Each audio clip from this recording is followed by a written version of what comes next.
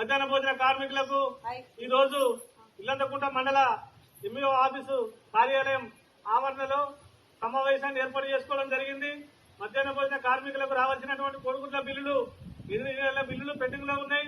అదేవిధంగా జీతాలు రాక, పిల్లలకు చేసినటువంటి వంట పైసలు రాక, పెండింగ్ లో ఉన్నటువంటి పైసలు వెంటనే రిలీజ్ చేయాలని చెప్పి ఈ ప్రభుత్వాన్ని మేము డిమాండ్ చేస్తా ఉన్నాం. ఎన్నికల ముందు మధ్యాహ్న భోజన కార్మికులకు ఇచ్చినటువంటి హామీ 10,000 జీతాన్ని అమలు చేయాలని చెప్పి ఈ రాష్ట్ర కేంద్ర ప్రభుత్వాలను డిమాండ్ చేస్తా ఉన్నాం. మోడీ అధికారంలో ఉండి 600 జీతాన్ని మధ్యాహ్న భోజన కార్మికులకు చెల్లిస్తా ఉన్నాడు. ఈ 600 రూపాయలతోటి వాళ్ళ కుటుంబాలను ఎలా పోషించుకుంటారో మరి మోడీ గారే సమాధానం చెప్పాలని చెప్పి మేము డిమాండ్ చేస్తా ఉన్నాం. మధ్యాహ్న భోజన కార్మికులకు కనీస వేతనాలు అమలు చేయాలి. అదేవిధంగా రేపు ఆగస్టులో 15వ తారీఖు నుండి సమ్మెకు వెళ్తామని చెప్పి ఈ ప్రభుత్వాన్ని మేము డిమాండ్ చేస్తా ఉన్నాం. మధ్యాహ్న భోజన కార్మికులకు ఇచ్చినటువంటి హామీలను అమలు చేయాలి. ఇవాళ నిత్యావసర సరుకులు ఆకాశాన్ని అంటినాయి.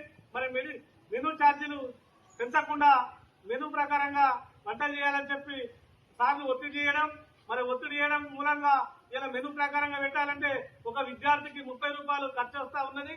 మరి ప్రభుత్వం ఒక విద్యార్థికి 30 రూపాయలు పెంచాలి, మెనూ ఛార్జీలు పెంచకుండానే మెనూ ప్రకారంగా వంటలు చేయాలని చెప్పి ఒత్తిడి చేయడం సరైనది కాదు. ఈ ప్రభుత్వం వెంటనే ఇలా కార్మికులకు నిత్యావసర సరుకులు పంపించి 10,000 జీతం ఇచ్చిన తర్వాత వాళ్ళు ఏ రకంగా వండమంటే ఆ రకంగా వండడానికి మేము సిద్ధంగా ఉన్నాం. ప్రభుత్వం వెంటనే ఇలా మధ్యాహ్న భోజన కార్మికులకు నిత్యావసర సరుకులతో పాటు కోడిగుడ్లతో పాటు 10,000 జీతాన్ని ఇచ్చి వంట ఏ రకంగా చేయమంటే ఆ రకంగా చేయడానికి మేము సిద్ధంగా ఉన్నాం.